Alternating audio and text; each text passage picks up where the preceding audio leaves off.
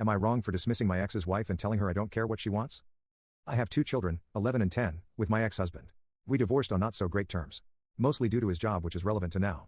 About a year into our 6-year marriage he changed jobs. It wasn't a huge deal at first and he was honest that it required him to work out of town once a month, which wasn't too bad. One night of him being gone was fine. But then he accepted a job change which acted as a promotion but not a direct promotion.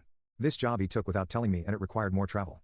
I told him I wasn't okay with being left like that for who knows how long.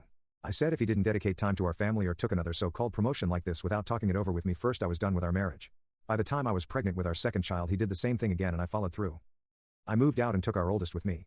The house was his from before our marriage, so it wasn't a marital asset and I didn't fight him on that. But during our divorce, when our second child was several months old, he acknowledged in court that he had chosen to take a different position again that would see him out of town on a regular basis, could be gone anywhere from 2 to 3 weeks a month. This was what ultimately led to him getting 1 to 2 weekends a month depending on his work schedule. But only if he has the kids. If he's home during any school breaks he can have them then. But only for as long as he is home. This worked in some way until he remarried. His wife was constantly saying custody could be 50-50 now and the kids would be with her, and I refused to entertain that idea. If they weren't going to see their dad, they weren't going to his house. Now she and my ex have a child together, a baby who can't be more than 6 months old, and she's relentless about having the kids at her house more. She uses the app my ex and I use for communication to request time. She tried to impersonate my ex, but a letter from my lawyer quickly put a stop to that. So now she's upfront that she wants the kids there more. She said when the kids are at her house they act like strangers.